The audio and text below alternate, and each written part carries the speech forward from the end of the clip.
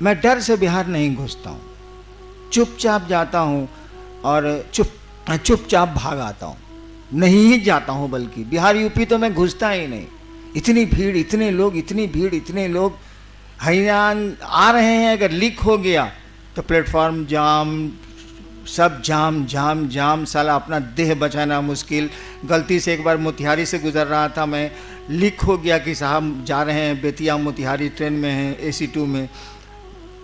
इतनी भीड़ स्टेशन पर हो गई, हम देवाशीष जी को कहा कि देवाशीष जी दे जाइए, संभालिए साला। गई, महिलाओं ने तत्त मार मारा पीठ पर, दे मुक्का, यह मुँह झौसा है जिन्हें मिले दे, यह मुँह झौसा है।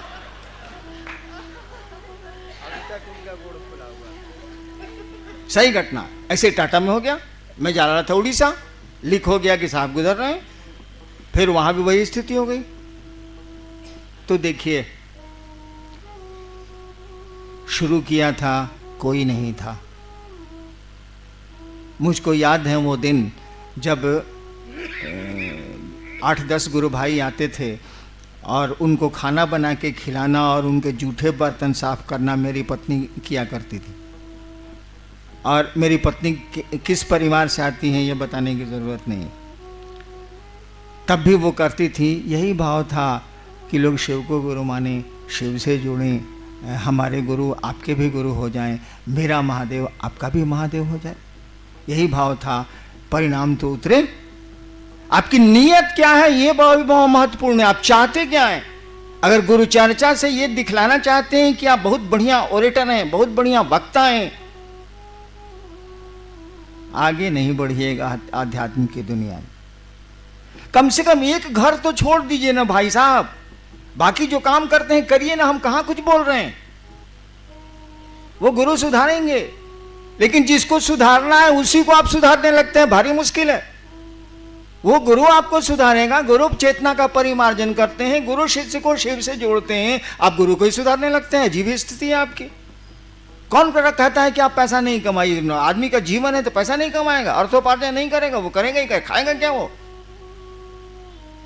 लेकिन शिव चर्चा को बेचते हैं, शिव चर्चा में सम्मान खरीदते हैं, शिव चर्चा में दूसरी चीजों को सामने रखते हैं। कम से कम वो घर तो छोड़ दीजिए। बाकी हमको कहीं कोई एतराज नहीं है।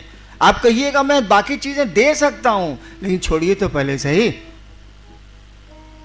एक को तो छोड़ दीजिए, उस अपने महादेव को तो छोड़ दीजिए, अपने गुरु को तो छोड़ दीजिए। उन्होंने जो कहा उसको तो ईमानदारी भर करने की कोशिश करिए कि हम इसमें ईमानदार रहें। तब जबकि हमने बहुत छूट दे रखी है, मामूली छूट नहीं दी है मैंने।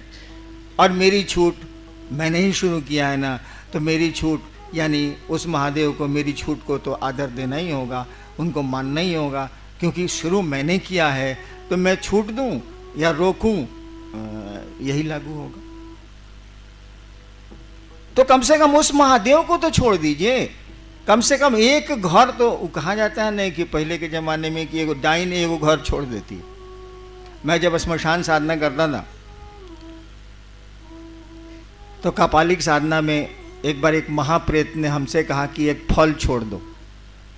रात के 2 बजे श्मशान में कहा एक फल छोड़ दो, कुछ छोड़ना है, एक फल छोड़ दो। हम सोचते सोचा साला का छोड़े। हम कहा जी ककड़ी नहीं खाए।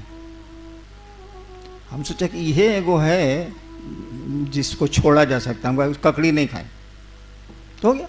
एगो फल छोड़ दो, ककड़ी भी फल है, मैंने फल छोड़ दिया। जब शिव गुरु हो गए तो सतीशवा बक्सर से ककड़ी ले आता था, मैं प्रेम से खाता था, कहा कि मैंने वादा वहां किया था, शिव के सामने थोड़ा ही किया था, मैं प्रेम से खाता था। तो हमको आपको भी उस घर को छोड़ देना चाहिए।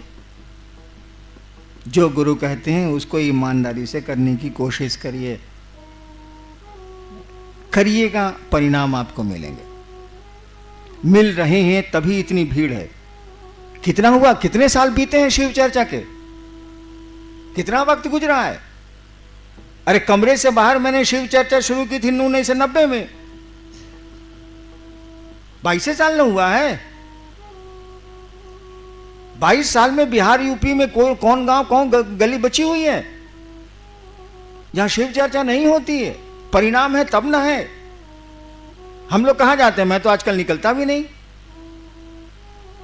परिणाम है तब ना लोग शिव से बन रहे हैं, और आप घोषणाओं पर घोषणाएं किए जा रहे हैं, लोगों को शिव चर्चा की ओर मुखातिब किए जा रहे हैं, प्रेरित किए चले जा रहे हैं। परिणाम है तो गुरु चर्चा करिएगा, गुरु का आदेश करिएगा, तो आपको भी लाभ ही होगा। आप देखिए ना, मैंने तो देखा है 30 वर्षों में, जब मैं कमरे के भीतर भी शिव चर्चा करता था या बाहर भी करने लगा, तब से आज तक मैं देख रहा हूं लोगों के कष्ट में कमी आई है, लोग अच्छी स्थिति में गए हैं। पैसा आपके पास भले नहीं हो, पैसा तो मेरे पास भी नहीं, पैसा आपके पास भले नहीं हो, लेकिन अच्छा पहनने लगे हैं आप, अच्छा खाने लगे हैं आप, आपके परिवार के लोग अच्छे रहन सहन में रहने लगे हैं। ये मैं लगातार देख रहा हूं, और आपके कष्ट कम हो जाते हैं। कब नहीं कम होते हैं? जब आप इसका रोना रोते हैं। दवा खा नहीं रहा है, रोग के बारे में हल्ला कर रहा है, दवा बताई जा रही है, बताई जा रही है, आप सुन ही नहीं रहे। अरे औषधियों के इंतजार में व्याधियां प्रसार थोड़ी रोक देंगी। आप दवा नहीं खाएगा तो बीमारी रुक जाएगी कि बीमारी बढ़ेगी? उसका लक्षण है बढ़ती है, वो दवा तो खानी होगी। तो आप ये रोना क्यों रोते हैं? कष्ट किसको नहीं है यहाँ? कौन मुक्त हुआ है इससे? शिव भी शरीर में आए तो मुक्त नहीं हो सकते वो। ये योनिगत दोष है। योनिगत जैसे होइएगा, आपके कर्मफल आपका पीछा करेंगे, काल का प्रभाव आप पर पड़ेगा, समय का प्रभाव आप पर पड़ेगा। वो तो शिव भी शरीर में आएंगे तो उनको तो जगत के नियमों में चलना होगा। हिंदुस्तान में घुस आइएगा आप अमेरिका से, आप कहिएगा कि यहाँ का कानून हम नहीं जानते हैं। वाह, ignorance of law is no excuse. कानून नहीं जानना कोई माफी नहीं है। अरे भाई, कोई आदमी इस देश में घुस जाएगा नेपाल से, कहेगा हमको यहाँ का कानून, यहाँ का आदमी नेपाल चला जाएगा, कहेगा हमको कानून नहीं मालूम था इसीलिए ऐसा किया, सजा नहीं मिलेगी उसको? मिलेगी। तो इस धरती का जो नियम है उसमें शिव भी आएंगे तो उनको यहाँ के काल चक्र में पड़ना ही पड़ना है। तो कौन मुक्त है यहाँ? और कष्टों के बाद भी कुछ चीजों को आप पकड़े हुए हैं, भारी परेशानी में भी कुछ चीजों को पकड़े हुए हैं आप, परिवार को पकड़े हुए हैं। बेटा अच्छा लगता है, पत्नी अच्छी लगती है, कुछ चीजें अच्छी लगती हैं, कुछ लोग अच्छे लगते हैं। भीषण कष्ट में भी जो अच्छे लगते हैं वो आपको अच्छे लगते हैं, उनको नहीं छोड़ते आप। शिव ही एक पराया है, वही महादेव दूसरा है, उसी से रिश्ता इतना कमजोर है कि छोड़ दिया जाए, बाकी किसी चीज को नहीं छोड़ा जाए। अच्छे कपड़े साफ पहनना नहीं छोड़ा आपने, नहाना नहीं छोड़ा आपने, खाना अपने मर्जी का खाना नहीं छोड़ा आपने।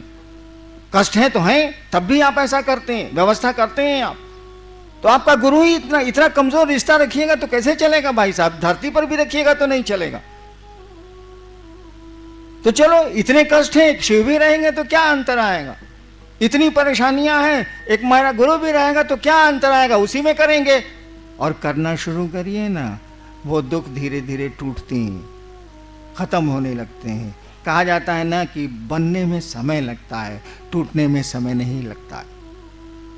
एक बार मेरे टीवी में भगवती ने कहा था, मेरे टीवी में, झूठी कहानी, नदी आवा है न बउआ तो धीरे धीरे अह रहा है। वो जहां रहिएगा, जहां की बोली होगी, जवाब उसी की बोली में आ गए, वहीं की बोली में आ गए। मेरी ये भाषा नहीं है, मैं तो भोजपुरी भाषी हूं। उत्तर आया था, नदी आवा है न बउआ, मन नदी में जब बाढ़ आती है, नदी आवा है न बउआ तो धीरे धीरे अह रहा है, यानी नदी के बाढ़ का पानी धीरे धीरे घटता है, अकबकाओ नहीं।